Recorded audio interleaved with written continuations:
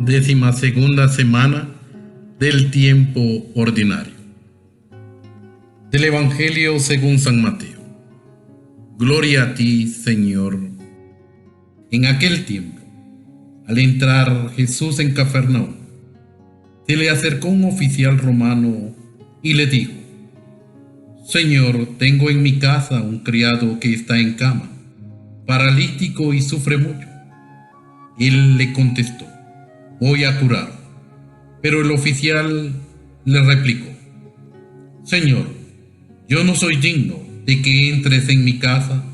Con que digas una sola palabra, mi criado quedará sano.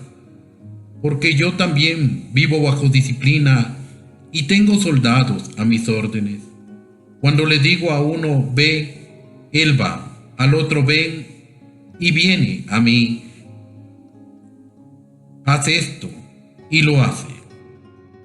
Al oír aquellas palabras, se admiró Jesús y dijo a los que le seguían: yo les aseguro que en ningún israelita he hallado una fe tan grande.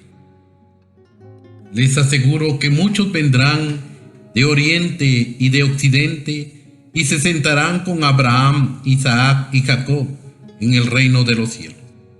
En cambio, a los herederos del reino los echarán fuera, a las tinieblas. Ahí será el llanto y la desesperación. Jesús le dijo al oficial romano: vuelve a tu casa, que se te cumpla lo que has creído. Y en aquel momento se curó el criado. Al llegar Jesús a la casa de Pedro, vio a la suegra de éste en cama, con fiebre. Entonces la tomó de la mano y desapareció la fiebre. Ella se levantó y se puso a servirle. Al atardecer le trajeron muchos endemoniados. Él expulsó a los demonios con su palabra y curó a todos los enfermos. Así se cumplió lo dicho por el profeta Isaías: Él hizo suyas nuestras debilidades y cargó con nuestros dolores. Palabra del Señor. Gloria a ti, Señor Jesús.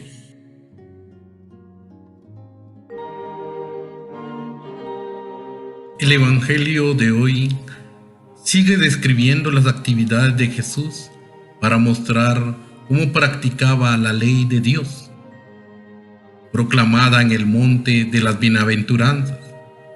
Después de la curación del leproso del Evangelio de ayer, sigue ahora la descripción de varias curaciones. La demanda del centurión y la respuesta de Jesús. El centurión es un pagano, un extranjero. No pide nada, sino que apenas informa a Jesús que su empleado está enfermo y que sufre horriblemente. Detrás de esta actitud de la gente ante Jesús está la convicción de que no era necesario pedir las cosas a Jesús. Bastaba comunicarle el problema y Jesús haría el resto. Actitud de ilimitada confianza. De hecho, la reacción de Jesús es inmediata: yo iré a curarle. El centurión no esperaba un gesto tan inmediato y tan generoso. No esperaba que Jesús fuera hasta su casa, y desde su experiencia como capitán saca un ejemplo para expresar la fe y la confianza que tenía en Jesús. Dice: Señor, yo no soy digno de que entres bajo mi techo. Basta con que digas de palabra y mi criado quedará sano. Esta reacción de un extranjero ante Jesús revela cómo era la opinión del pueblo respecto a Jesús. Jesús era alguien en el cual podían confiar y que no rechazaría aquel que recurriese a él o que le revelase sus problemas. Es esta la imagen de Jesús que el Evangelio de Mateo nos comunica hasta hoy a nosotros. El comentario de Jesús. El oficial quedó admirado con la reacción de Jesús. Jesús quedó admirado con la reacción del oficial. Os aseguro que en Israel no he encontrado a nadie una fe tan grande.